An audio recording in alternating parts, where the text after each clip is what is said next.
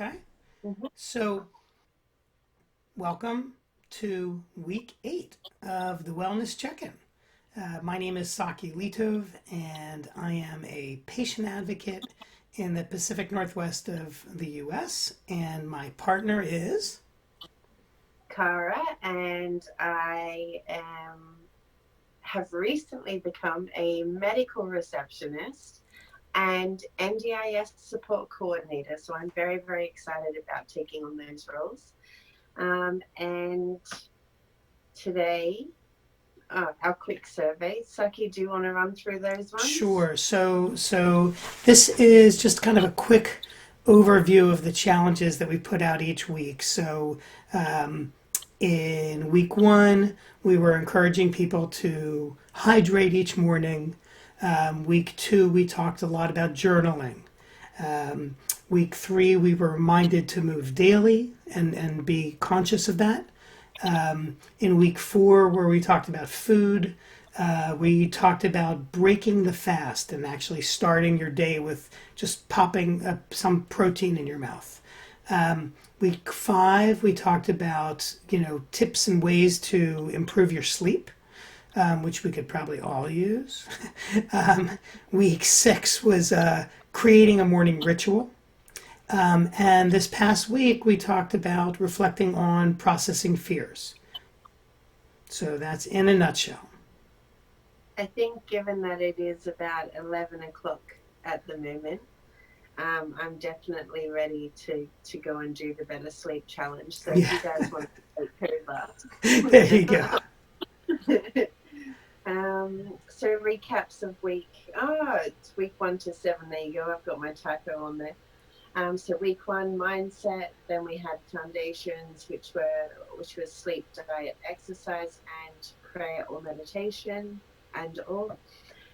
Exercise and movement, food for thought, sleep, morning ritual, and grow in the face of adversity. So we've definitely covered a lot of amazing topics, haven't we, Saki? And It's pretty amazing. Yeah, very, it's been a wide breadth of stuff. yeah, it really has. And I think I've definitely implemented, changed a few different things myself. Learning from these amazing people that have come on. And today's topic I'm excited for because it's certainly something that I think a lot of people have had to do, and I feel like it will continue. A lot of employers are seeing the benefit of allowing that flexibility for their staff members. So we have tips to working from home. And our guest speaker, can I please have a drum roll, Saki? Is Zsuzsanna. So, Zsuzsanna, feel free to introduce yourself. Thank you so much for having me. And basically, all these things that you have already covered from week 1 to 7 has something to do with working from home, by the way, because I will talk about it later. But I totally believe that we fall back onto the weakest habit we have during a day when we come across problems or anything we need to solve in our lives. And this is why I am a great advocate of building habits that are healthy and sustainable. But what I do exactly is that I work from home for almost like 6 years, 5 years, yeah, almost like 6. But basically, I transitioned into the online space because my son started school. He had a lot of different set schedules, and I wanted to optimize my time that I can spend with working and with him. And what I do is that I help coaches, basically online coaches, business coaches, mindset coaches, or life coaches, build digital courses from their coaching packages. And I think I am the guest for today because I have been doing it so long that I can really talk about the ups and downs of finding a work-life balance, which again is something like comes in seasons and tides. But then, yes, working from home is definitely the need of the hour for a lot of people. And I had to learn how to manage it in a way that it's okay for everybody. And I think that it'll be interesting because I would imagine that your business will actually probably take off as people realize that they, are settling into this new normal. I know in the U.S., I live in an area where we have a lot of big tech companies. And so I have a son that works for Amazon. And Amazon has basically said that nobody actually needs to return to their offices until the first of the coming year. And some of the companies they've decided to go totally virtual. So working from home, it's interesting. I'm going to encourage my son to watch this because we're concerned about his work environment because he works from home, but sometimes he doesn't even get dressed. Yeah. I used to make jokes about I am presentable from waist up, from waist down. It's always yoga pants. Right. No, it's not exactly true because if I go out and about and run errands, then I do put jeans on, for example, or in summer it's like a normal dress for women. But yes, most of the time it's enough to be presentable, just for the camera. That's but also funny.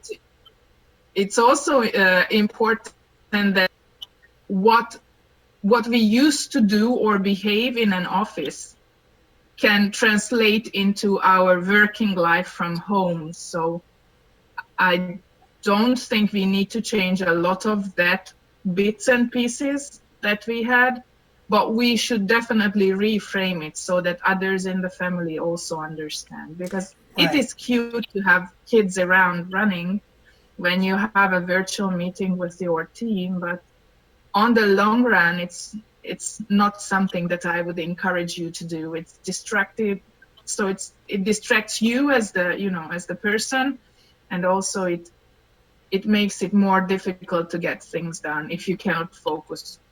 Right. So should I transition to your slides? Sure. Let me go ahead and bring your slides up. Okay, so I have your slides up, Zsuzsanna. We're on step 1. Yes. So take it away. It's all yours. Thank you. So step 1 would be find a place for yourself to work. So if you have just transitioned working from home, most probably you don't have a full-blown office, right? You might not even have a desk because you used to go to the office, but you have a laptop. So try and find yourself a space, a designated space that you and everybody in the family knows that it's your space, right? Because it makes it easier for them to realize when you are in that space, you want to work and you have to work, and then they can adjust to it. And also for yourself, it's nice to have like a designated space, so to say, where you can work from. Do you have, before you move from that? Because we work from... Oh, I was just going to say, Pardon? do you have any tips on how to, like for some people, I imagine that the space that they may find is still actually part of a larger communal room.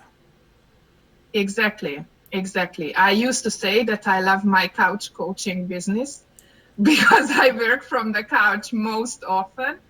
And I really love one of my business partners teach that you have to have props, or props in the meaning that you have to have proper lighting, for example, or something where you can put your laptop, or a place where that is like you feel comfortable working from, but not too comfortable to fall asleep or be easily distracted, right? So I wouldn't advise you to work from home in the room where you usually watch TV with your family. So, or Yeah, no, so that's a places good point. like that, or not in your kitchen. Right. But maybe you have no other choice, you know, first when you are at home, because the kid has an online lesson somewhere, then you also have a meeting and you have to And find it's a and it's place, but also it's also probably good to avoid the bathroom. yeah, exactly. Yeah. But then, you know, what I was trying to get at is, when I started to work from home, my son was not at home, and I could have his out of house hours used as office hours for my stuff. But now we really have to think about, if he has an online lesson and I also have an online meeting, that everybody has the space, the lighting, the internet signal, and everything to make it happen. So this is why it's important to find a space, to have strong enough internet, a separation from what's going on in the family or in other parts of the house, right? Yeah, absolutely, absolutely. And then this is how. Yes. One thing that that I definitely found when I first started working from home, I set it up because the lounge room, dining room was combined. I set up a desk in that space, but then my work was always in the common areas, so there was never any separation for me.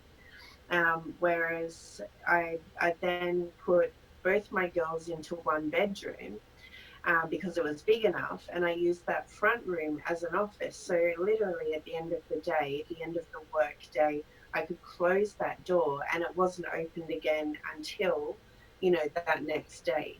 It's just having that very separate space. And like you said, like not everybody has that ability to have that much space available, but it definitely works for me to be able to like close that door. You know, it could be, yeah. Yeah, or what I mentioned, that you have the props. So if you take out your laptop stand, it means that you are going to work. And when it's done, you just put it away. And then, so you need to direct your attention towards the part of the day that is coming, definitely. Yeah. So step 2 would be assess your daily commitments, and you are meaning everybody at home. So it's like everybody who is at home during the day. So maybe you are productive in the morning, but if it's the period of time for others to get ready for work, you might not be able to do the work that you want to do, right? So all the daily commitments should be listed out, should be put on the calendar, and then you would figure out when you are able to do deep work, when you are able to schedule meetings. And if you work for yourself, if you work for a company, then you how to reorganize the family or the people who live together schedule, so that everything fits into it. And there should be like I like to say that we need to have like a visible reminder that which part of the day is which kind of activity or daily commitment is being addressed. So because school is like in the morning, I usually try and schedule my meetings in the afternoon, so that the daily commitments of doing schoolwork should be put into the time when it's done. So everything has its as I specific said, it was time. the other way around. Yeah. So we have to figure out a timetable or a schedule that works for everybody, not just the person who has to work from home, because it can create tension, and we don't want that. We don't want that. Then the third step would be, as I said, once you have the time and on the calendar that you see that is available for you to actually work, then you want to block out the times and use it so that you can address all work activities that you have to. For example, my activities during a day definitely include client work, which is like behind the scenes client work, then calls, that definitely means like talking with people, then also social media postings and checking on emails, and then actually delivering trainings, which is like client meetings. And I have to be mindful of the time zones as well. So you want to block out times for all of those activities that you can think of that goes into a work day, and try and figure out which block can go where, so that it's on your calendar and it's doable for everybody, not just for you, right? That's been actually a really interesting challenge for us is the idea that because pretty much your clients can now be anywhere in the world, and hopefully for people they are attracting clients from around the world. But it means, like in this scenario, I think it's worth mentioning that where I am, it's 6 a.m. Where you are, Zsuzsanna, it's 3 p.m. I think, right? And for Cara, it's right before bedtime, 11 p.m. So, coordinating everybody's schedules is no longer, or is much more difficult than it even used to be.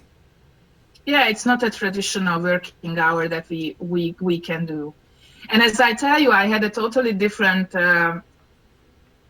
block on my calendar before the lockdown, even though I worked from home, because not just because I had clients all over the world and I usually have my calls in the afternoon, but because I did the client work, behind the scenes work, course creation and all sorts of things, video shootings in the morning when I was alone at home. Now my family has to understand that I need chunks of time which is quiet, which is like away from me, and I can do an interview like this, for example, Right. or call a client, which is like, it has to be, obvious for everybody. Right.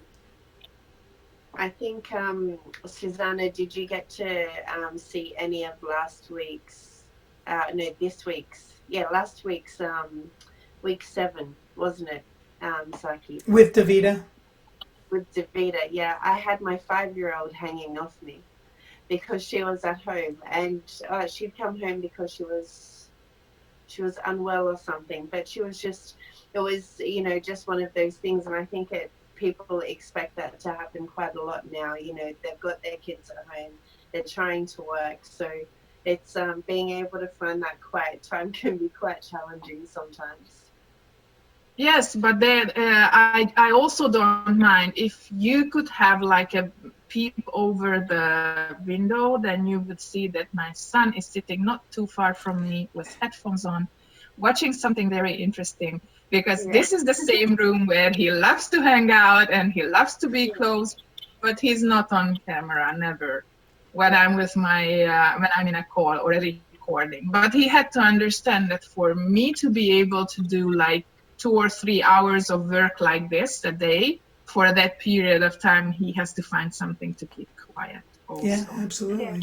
Yeah, definitely. So step 4. So it is a behind the scenes secret. Yes. Step 4, plan for activities that are different from your work schedule. So I also say that it's okay to fill up the calendar with activities that are not work related, but it has to also be on the schedule. And what do I mean by that? For example, in the morning, I know that I have to do some physical activities, so I block it out on my calendar, and nobody can access it, so to say. So no client meetings are there or whatever, or you have to be like very mindful of, this is the end of my work day, and because I don't really work like 6 or 8 hours in one session, but I work sometime in the morning, I work sometime in the afternoon, and what I do in between is also on my calendar, and it can be as simple as visiting my mom, for example, or going to the hairdressers, which is not something that we do lately, but okay, all the activities that are not work related should be also on the calendar for you, because when you work from home, you tend to like feel that the whole day is like a work day, even though you don't actually work as many hours as you believe you do. And I think we can optimize our work by being mindful that we need to stand up, we need to do different things, we need to make lunch or dinner for the kid when the kid is at home, or we just have to walk the dog because, I don't know, it's sunny outside. So we need to be mindful of that. And we want to put it also on the calendar, because if it's like visibly challenging us to stop working, for example, if it's like something that you want to do. Well, And it's also, interesting with calendars. Even a calendar, I think, now is challenging because not everybody's used to using some form of electronic calendar. And it becomes that much more important to have everybody's calendars in one place or in sync. Exactly, but what I mean is like a calendar like this. So we have it, and it's in not very far, and everybody sees what everybody's task is there. So you don't even need to have like an electronic one if you work from home.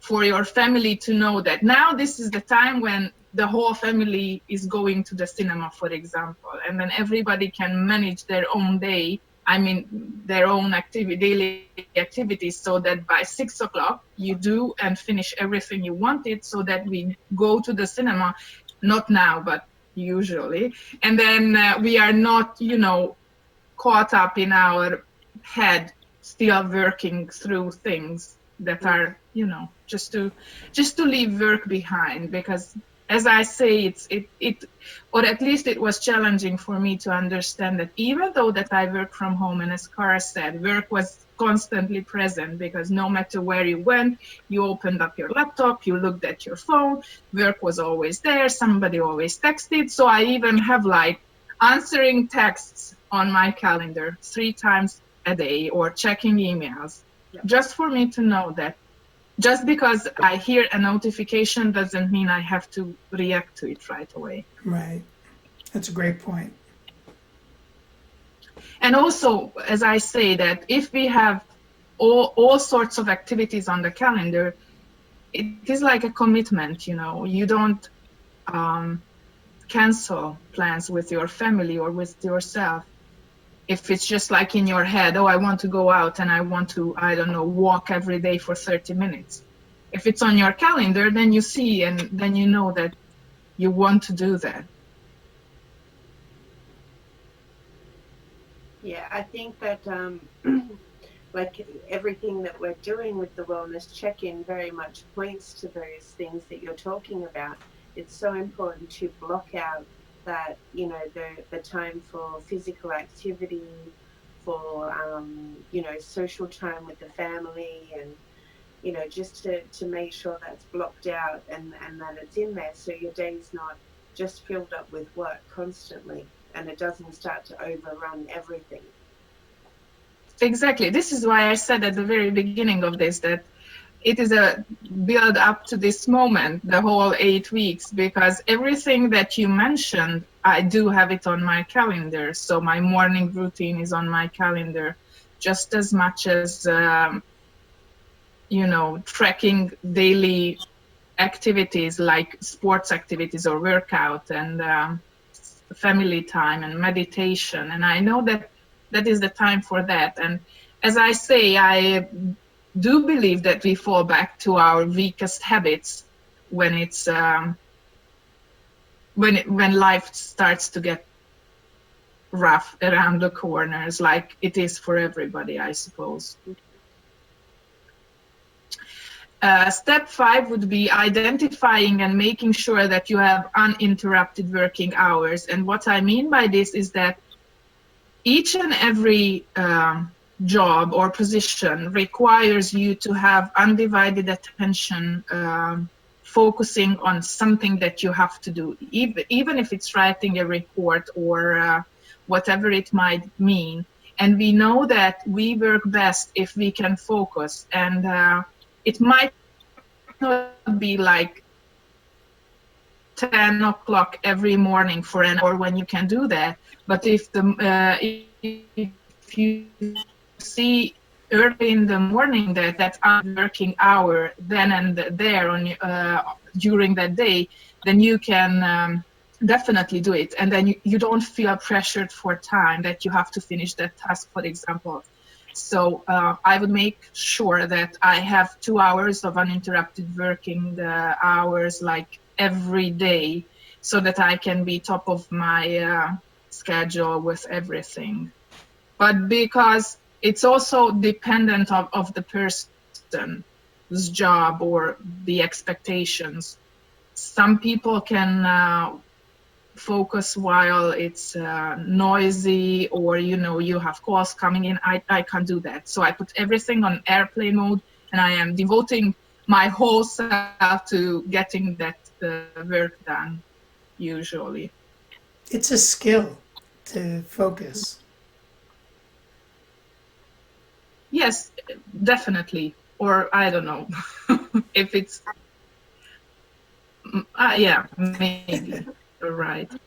I find one Okay. thing, like one thing for me is that if I have a project or something, the best thing for me to do is to say, okay, well, I have a week to get this done, and break it up over the coming days. So I'm allocating, 30 to 45 minutes of working on that task each day. So I'm not doing it all in one big chunk, because I know that even with learning and the same with these webinars, we've kept them to that 45 minutes, and generally not much more than that, because that's the main focus is there with your attention span. And then after that, you need to sort of step away and take a little bit of a break and then come back to it. And so I do find that sort of breaking that up and allocating that time is really important. And I also believe that productivity only happens if we have fun or we enjoy what we do. So, or we do something that we enjoy, and then we can get back to something that we don't really like doing. So I would say that starting with a good morning routine where you feel recharged can still leave you in the dumps by 3 o'clock in the afternoon. So I usually do something that I like around lunchtime, for example.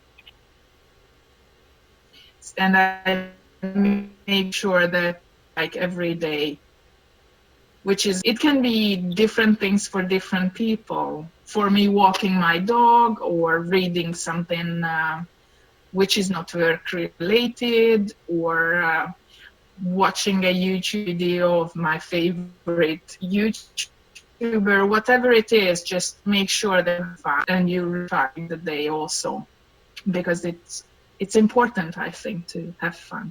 I don't know if you have scheduled any fun activities for you on your calendars. I try to make it a habit to get out in the afternoon at some point as well, for sure. Then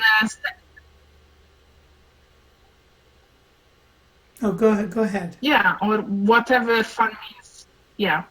So, and just like every system that we build or process that we try out, we have to stop and assess. So, as I said, I had a completely different schedule before the lockdown. Then lockdown happened, and the first 2 weeks, it was tense for me because I had to find out how it's going to happen afterwards. And we stopped and we assessed, and we came up with a totally different routine than the first 2 weeks, because that was just not doable. I couldn't, so the type of person I am, I know that if I have a notification or if I find a deadline or an expectation that comes up, then I want to address it right away. And I was doing a pretty good job with my own work schedule, not to overwhelm myself. But this homeschooling stuff, when teachers started to send emails of what to do, when to do, what the deadline, what not the deadline for each school project to be, I found it really hard not to press too much all of these, for example, on my son, or how to work around that, and how to find a daily routine that he also finds doable. And so this is why I also suggest you stop and make assessment on how it's going, and if it's not going fine, then you can tweak along the way. And then plan for out-of-home activities for balance. That is also important. So once you have like your work routine and everything in between in the house sorted out, as I mentioned, I like to plan out-of-house activities or out-of-home activities, because for me it was going to the gym. So now I am not much of an out-of-home activity person, besides walking my dog, but definitely I want to emphasize how important it is to leave the house and to build offline activities also into your routine, because we tend to look at the screen too much. And it's not only social media detox that we want to have, but we want to have like screen detox as well each and every day. Yeah, definitely. And then very important. If you have any questions, then I'm happy to address them or answer them.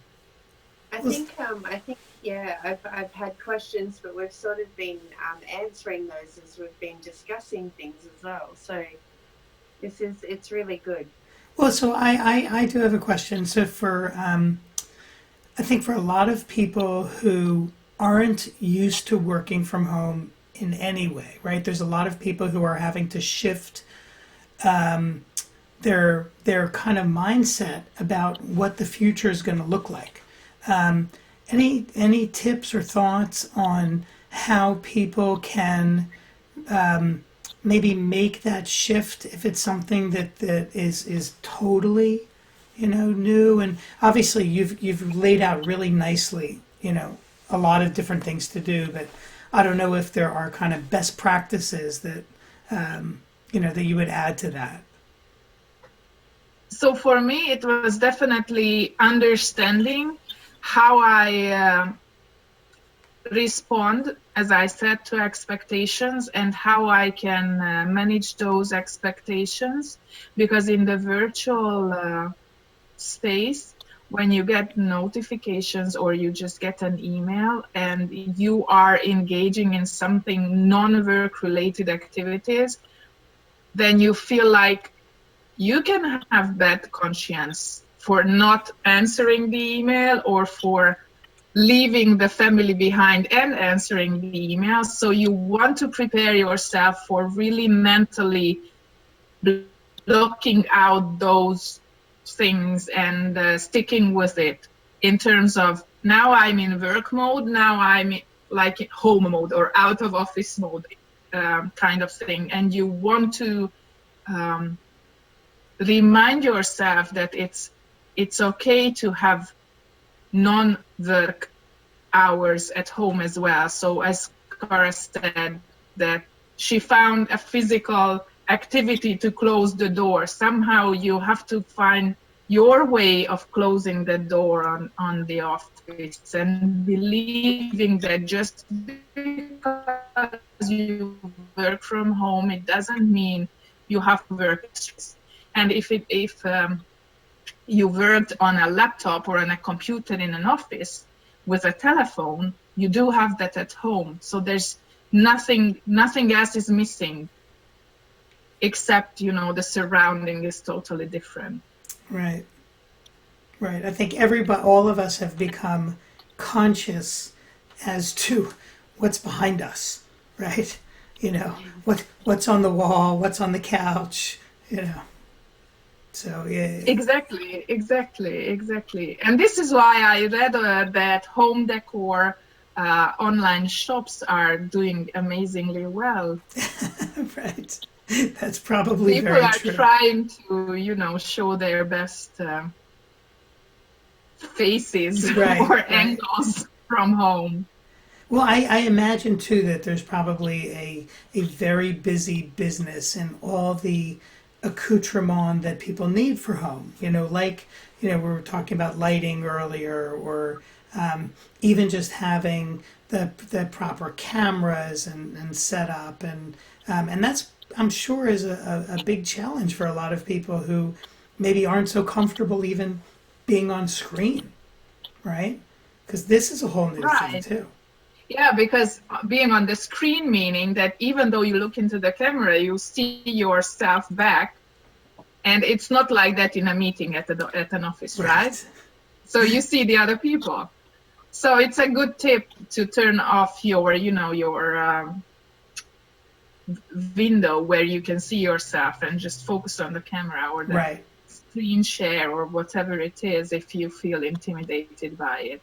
Well, I also think that there's going to be a big uptick in people's courses helping people learn how to take advantage of something like Zoom. Because I know a lot of people won't know necessarily how to make those adjustments. Actually, I was talking to a friend the other day. I participate in a daily prayer service. I don't go every day, but it happens here now at 8 o'clock every morning. And I was chatting with a friend separately who said that he sees me a lot, on the screen. And I thought to myself, well, that's a little odd because we see everybody at the same time.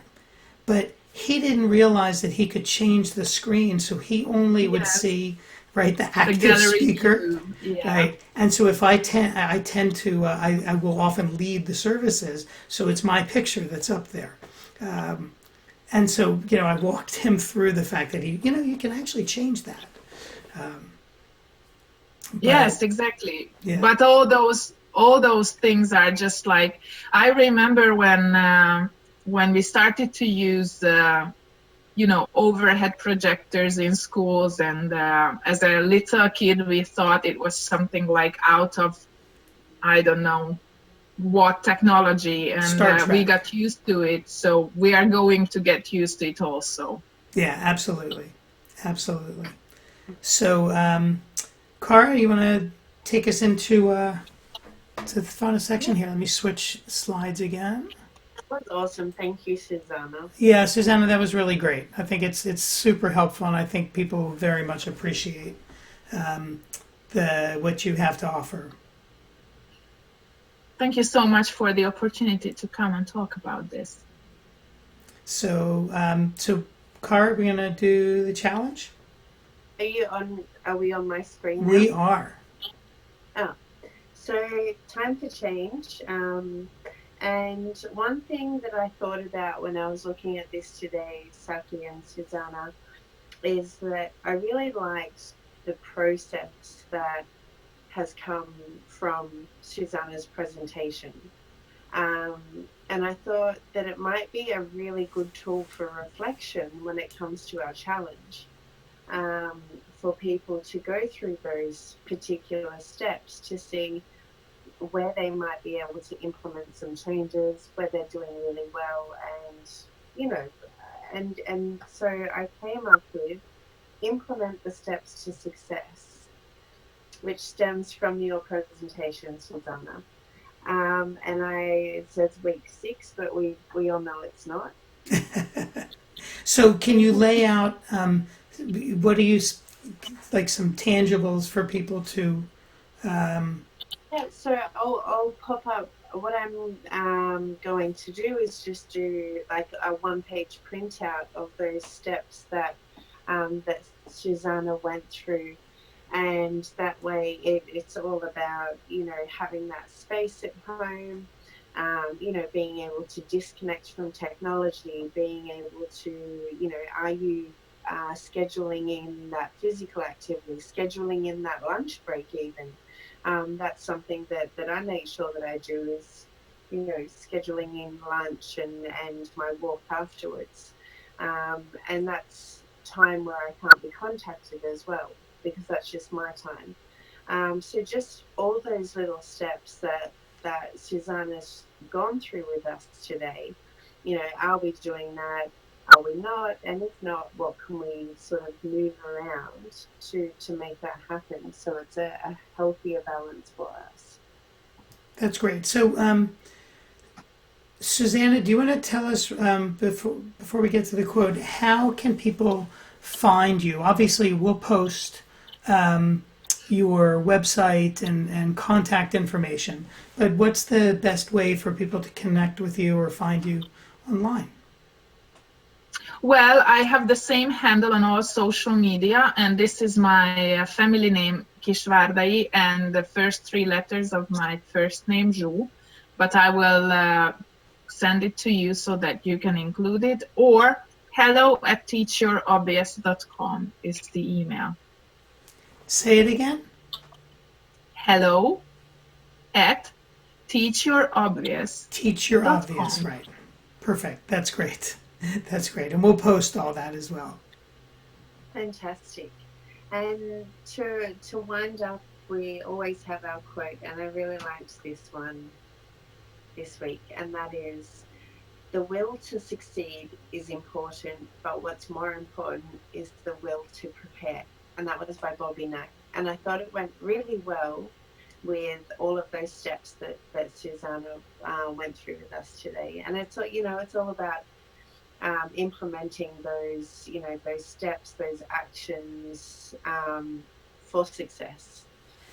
Because we can't just grab success, we need to work towards it. I am, although, definitely going to successfully clutch my pillow very soon. So, Zsuzsanna, thank you again so much for making the time to join us. I really appreciate you inviting me here. No, this is great. And so, thank you for anybody watching week 8. The